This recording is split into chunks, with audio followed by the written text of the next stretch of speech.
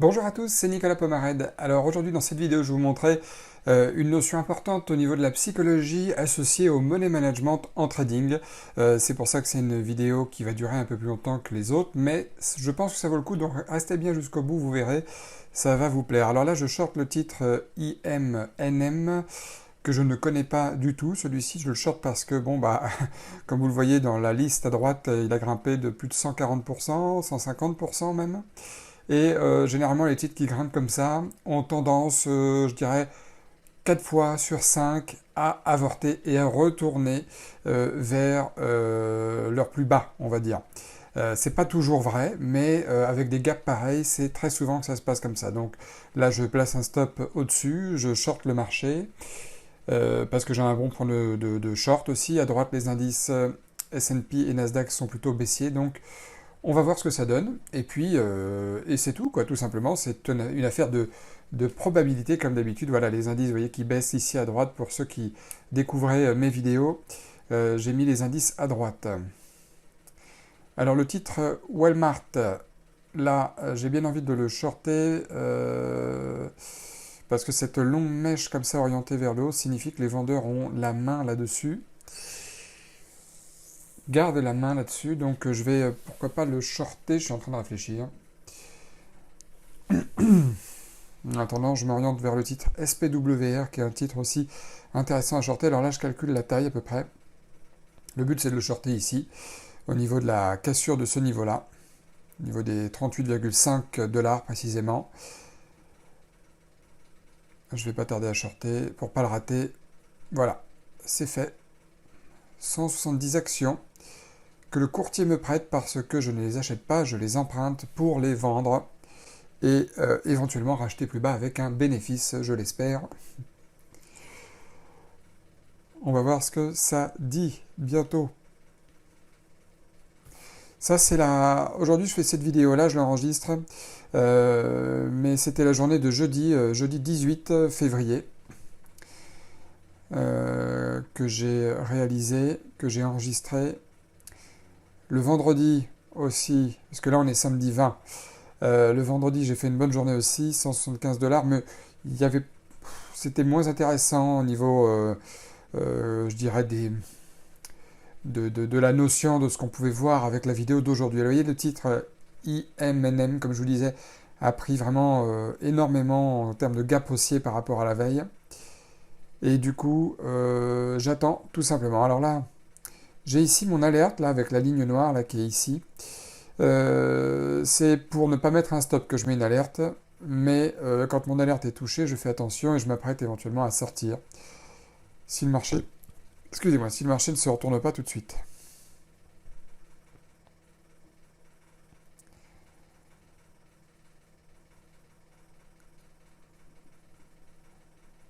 Je vais attendre un petit peu. Là, je suis à moins 140 $ de gain si je sors maintenant.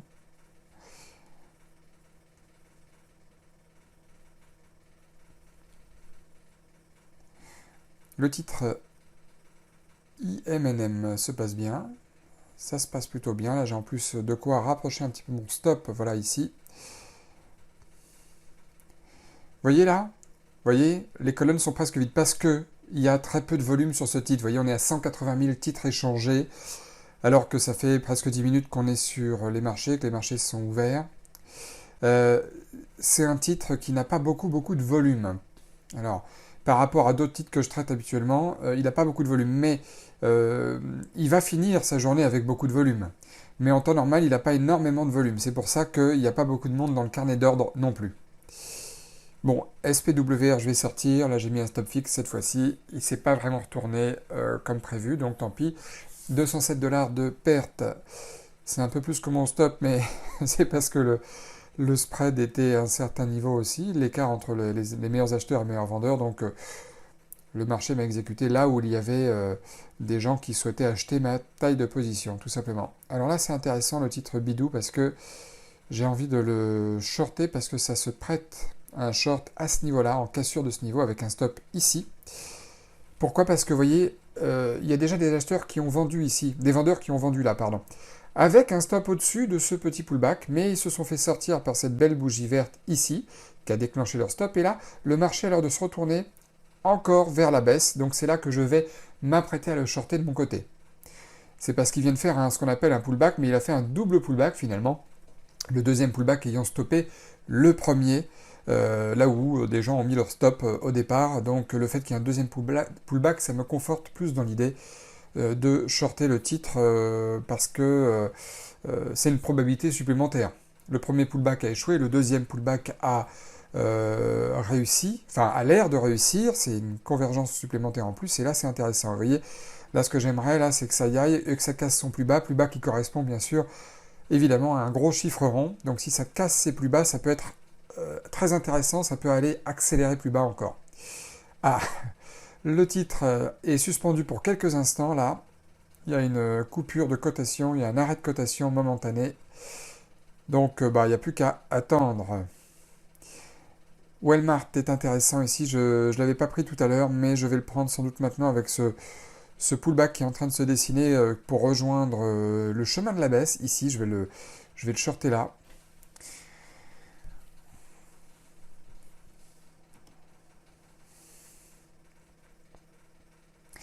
N'hésitez pas à vous abonner si ce n'est pas encore fait à ma chaîne parce que c'est complètement gratuit et ça vous permettra de voir, d'être alerté dès que je sortirai des vidéos comme ça de trading.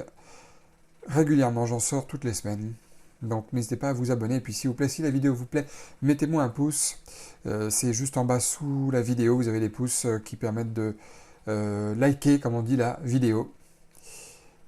Si la vidéo vous plaît, évidemment. Alors là, j'ai shorté le titre, je vais mettre un stop, je vais mettre une alerte ici qui sera mon niveau de stop au-dessus de ce pullback. Pas besoin d'aller mettre un stop beaucoup plus haut que ça. Maintenant, il faut juste que lui aussi, ce titre-là, casse ses plus bas. Le titre IMNM a repris. Vous voyez, il y a 2-3 minutes qui n'ont pas été comptabilisées dans le trading intraday. Donc c'est pour ça qu'il y a un trou de cotation, un gap. Alors je m'arrête une seconde sur Bidou parce que Bidou se passe pas bien finalement. C'est pas parce qu'on a pas mal de convergence de signaux, ça y est, je suis sorti avec à peu près 180 $ de perte. C'est pas parce qu'on a plein de convergences de signaux que forcément le marché va y aller avec certitude. Donc c'est pas grave, une nouvelle perte encore sur le titre. Là, je suis pour l'instant perdant sur ma journée. Alors, vous voyez, vous l'avez peut-être pas vu, mais j'ai renforcé de 50 titres supplémentaires ici. J'ai pas pris 100 titres, j'ai pris 150 titres. 50 de plus, là, il y a quelques secondes. J'en ai pris plus parce que le marché refaisait un signal vendeur. Donc, j'ai renforcé un petit peu ma position. Maintenant, j'espère qu'il va casser ses plus bas pour aller continuer vers la baisse, le titre. Là, j'ai mon alerte qui sonne sur IMNM. C'est parfait, ça va m'alléger un petit peu au niveau des pertes que j'ai déjà encaissées sur 2 titres déjà. Là, je rebaisse mon stop au niveau quasiment de mon point d'entrée, c'est-à-dire que je ne peux plus perdre. Je peux plus perdre d'argent. Rejoignez notre cercle privé, oui. Parce que là, vous voyez, vous avez une vidéo qui est entièrement visible, hein, celle que vous regardez actuellement sur YouTube, mais il y a des vidéos que je commence à envoyer aux gens qui s'inscrivent au cercle privé. C'est pareil, c'est entièrement gratuit. Voilà, je sors avec 250 $ de gain sur ma première partie de position. Il me reste que 5 actions en portefeuille, 5 actions qui rapportent déjà 48 $ de plus. Donc je vais voir ce que ça donne, si le titre va beaucoup baisser ou pas, mais le titre a déjà énormément baissé, c'est un titre qui baisse de 5 $ habituellement. Là, il a déjà pris 15 $ de baisse, donc je suis assez gourmand sur le titre, mais pourquoi pas. Oui, donc je vous disais, inscrivez-vous au cercle privé, vous recevrez des vidéos que je ne posterai pas sur YouTube, des vidéos qui sont encore plus détaillées. Et puis également, vous serez prévenu quand j'organiserai une séance de trading live direct YouTube, en direct live. Il n'y en aura qu'une par mois, pas plus, mais pourquoi pas être prévenu un peu à l'avance si ça peut vous intéresser aussi. Si vous aimez le trading, si vous commencez à vous intéresser au trading aussi, c'est très très bien.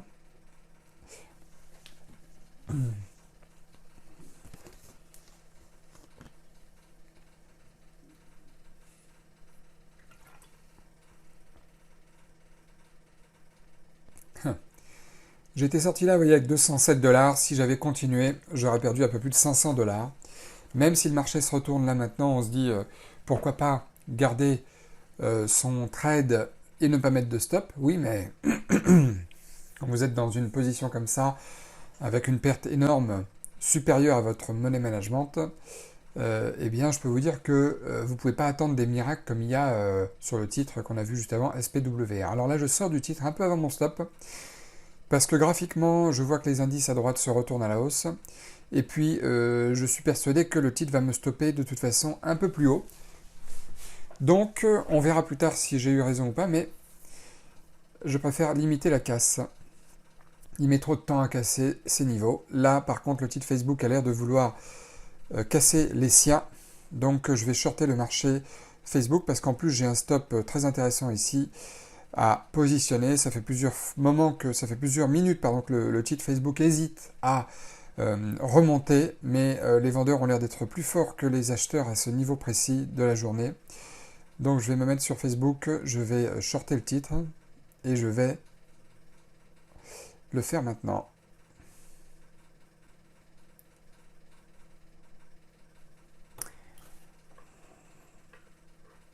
Bon, je positionne déjà mon stop cette fois-ci parce que là, Facebook a déjà tellement fait d'aller-retour que de toute façon, c'est soit il y va, soit il y va pas. Il n'y a pas de volatilité à attendre en plus que ce qu'il y a eu les 15, les 30 premières minutes. Parce que oui, les 15-30 premières minutes, il y a beaucoup plus de volatilité sur les marchés parce que c'est l'ouverture, parce que il y a aussi les market makers, hein, ce sont des traders qui sont là pour créer de la liquidité sur les marchés, pour créer de l'engouement sur les marchés. Donc il y a beaucoup de volatilité. Les gens qui ont placé leur ordre la veille et qui ne traitent pas à l'ouverture, mais qui ont placé des ordres d'achat ou de vente la veille. Donc tout ça, ça crée une émulsion. Et donc tout ça, ça se passe souvent les 15 premières minutes à l'ouverture. Donc là, il n'y a plus qu'à attendre. Ça fait peut-être 2 minutes que j'attends que le titre, 2-3 minutes que j'attends que le titre Facebook veuille bien casser ses niveaux. Et voilà, c'est fait. Carnet d'ordre, vous voyez, plus de vendeurs, plus d'ordres de vente qu'il n'y a d'ordres d'achat. Ça continue, 110 $, 120 $.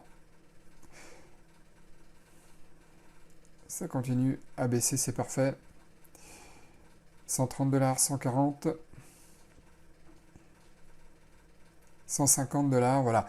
Là, j'ai mon alerte qui a été touchée. Donc, j'ai mon alerte qui a été touchée, 180 $. Donc, je sais déjà dans ma tête que, pour l'instant, je ne vais pas prendre des bénéfices, mais tout ce que je sais, c'est que si le marché se retourne, je sais que mon stop sera, lui, diminué de moitié. Bon, là, je sors parce que, voilà, 300 $, un peu plus de 300 $ sur le titre. IMNM, c'était un beau trade, mais je peux plus tellement espérer. Ça serait dommage que ça se retourne et de ne pas prendre son reste de bénéfices et d'espérer avoir un gain beaucoup plus gigantesque. Alors là, c'est très positif ce qui se passe parce qu'à droite, les indices se retournent vraiment, plongent vraiment.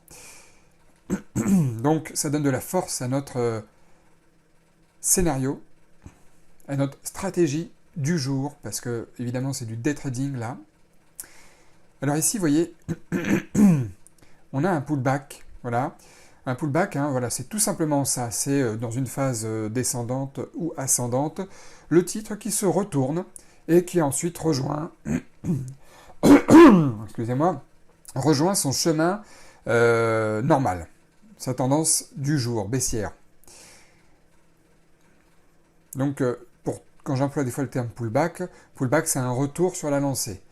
Voilà, hein, c'est des slaloms en fait, comme le ferait un skieur, plutôt que de prendre sa trajectoire en ligne droite, il va slalomer. Donc ça va ralentir un petit peu le chemin, tout simplement, ça va ralentir un petit peu le trade. Et vous voyez là, on a eu affaire en quelques minutes supplémentaires à un ou deux autres pullbacks en plus.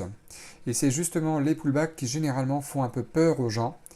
Lorsqu'ils voient qu'ils étaient à 200 $ de gain et que tout d'un coup le pullback les fait remonter à 110, 120 $ de gain, donc moins fructueux qu'il y a une minute avant. Et c'est là où la psychologie rentre en jeu en trading, notamment pour les gains. Et regardez, voilà, vous voyez là, cette grosse bougie là qui est en train de se créer. Celle dont je parle, c'est celle-ci, c'est celle qui est actuelle, une bougie de 1 minute, hein, parce qu'on est sur un graphique 1 minute. Fait que psychologiquement parlant, vous voyez, regardez, On est actuellement à 176 $ de gain et l'objectif était pas loin, à 400 $ de gain. Donc du coup, dans la tête d'un trader novice, il va avoir envie de se dire merde, j'étais pas loin de mon objectif de 400 $. J'ai l'impression que le marché se retourne de manière impulsive et qu'est-ce que je fais maintenant puisque là je ne suis plus qu'à 200 $ de gain. Donc soit je me dis c'est pas grave, je sors quand même avec un gain parce que ça me sécurise tout de même et je suis content, soit j'attends. Voilà, comme ça, j'attends ce genre de pullback là qui revient nous rassurer, qui nous revient nous donner déjà 300 $ en 2 minutes au lieu des 200 $ qu'il y avait il y a 1 minute ou 2. Donc déjà c'est mieux. Et alors vous allez voir pourquoi, parce que je vous ai dit que vous avez vu entre les pertes que j'ai fait et le gain sur IMNM, actuellement je suis pour l'instant à je sais pas combien de pertes actuellement, je crois que je vais regarder là sur le tableau que je vais vous montrer. Voilà, je suis à moins 180 $ pour aujourd'hui. Voilà, c'est la journée d'aujourd'hui, le jeudi 18, 181 $ de pertes actuellement. Donc, si j'étais sorti avec 200 $ tout à l'heure, j'aurais effectivement recoupé mes pertes, je serais à 0 sur les journées, mais je ne serais pas en gain. Évidemment, c'est mieux que rien, voilà. Mais là, vous voyez, le marché se retourne de nouveau, et c'est très difficile, là, de rester dans sur ce trade-là. Alors, j'ai rebaissé mon stop, ce qui fait que je perds quasiment rien, mais c'est très difficile de se dire à ce moment-là, je suis déjà perdant, est-ce que je peux limiter la casse, ou est-ce que je dois attendre d'espérer de voir le gain, le véritable gain se réaliser. Et j'ai mis cet objectif de manière très précise, sur le graphique. Les 400 $, c'est un objectif qui est très précis, un objectif graphique. Hein. Ce n'est pas un objectif de montant, c'est un objectif graphique, parce que je sais que Facebook est capable d'aller toucher mon objectif, donc c'est pour ça que je reste sur le trade. Même si les indices sont remontés entre-temps, même s'il y a tout ça, je sais que je suis obligé de tenir mes gains si je veux avoir des journées gagnantes en trading. Et c'est ça que vous devez vous dire vous aussi, parce que beaucoup de gens sont capables effectivement de respecter leur stop, mais le gros défaut de ceux que j'entends qui m'appellent au téléphone, voilà, 400 $ de gains sur Facebook, très beau trade, le gros défaut que j'entends de la plupart des gens, et c'est normal, de ceux qui prennent un rendez-vous téléphonique avec moi pour éventuellement qu'on travaille ensemble plus tard, eh bien c'est ça, c'est qu'ils ont du mal à tenir leur position longtemps. Parce qu'ils voient ce genre de pullback se réaliser, ils voient ce genre d'aléas de marché se produire devant eux, et c'est effectivement psychologiquement très dur à tenir. Et donc il y a plein de méthodes qui font qu'il est possible de tenir ces trades plus longtemps pour des raisons précises. Voilà, la journée s'est finie à 17h04, 1h30 après l'ouverture. Voilà, c'est le genre de journée classique pour moi, comme vous le savez, ceux qui me suivent depuis maintenant presque un an. Et je vous en remercie parce qu'on est de plus en plus nombreux grâce à vous. Voilà, 218 $ de gains, toujours sur le même compte. C'est une belle journée de trading là sur les US. Mais il faut savoir tenir. Vous voyez en dessous, 709 $ pour 490 $ de pertes. 4 gagnantes, 4 perdantes. Et pourtant, la journée est positive grâce à des gains plus importants que les pertes. Et je le dis toujours, et il y en a qui peuvent en avoir ras-le-bol d'entendre ça, mais si moi je peux le faire, vous pouvez le faire. Et si vous n'y arrivez pas encore, c'est parce que vous débutez peut-être, vous ne savez pas comment faire, par où commencer, comment fixer ses stops, comment fixer ses objectifs correctement, où les placer, où les mettre raisonnablement, comment gérer ses gains, comment gérer ses pertes, comment savoir se contrôler en trading, pourquoi sortir plus tôt que prévu, comme je l'ai fait tout à l'heure sur SPWR, et j'ai eu raison de sortir, sinon ça m'aurait stoppé avec une perte plus forte. Eh bien, il n'y a pas de mystère, tout ça c'est des choses qui s'apprennent. Et si vous voulez apprendre le trading, sachez que je le propose depuis quelques mois maintenant. Il y a déjà quelques personnes qui me suivent, c'est super, c'est bien, c'est génial. Mais si vous avez envie d'apprendre à gagner de l'argent régulièrement sur le trading, sachez que c'est possible aussi. Donc, restez attentifs, allez visiter mon site, inscrivez-vous à mon cercle privé, et puis vous aussi, vous serez capable. Je veux dire, on ne peut pas le faire sans savoir, sans se former. Il y a beaucoup de gens, effectivement, qui le font d'eux-mêmes, qui perdent des milliers d'euros pour se faire la main, pour voir ce que ça donne. Mais ceux qui me suivent savent qu'il n'y a aucune exception. On ne peut pas rêver, il ne faut pas rêver d'ailleurs. On est obligé de s'entraîner dur, mais pour ça, il faut apprendre d'abord. En tout cas, merci encore d'avoir regardé la vidéo. Je vous souhaite un très bon week-end à tous et à très bientôt.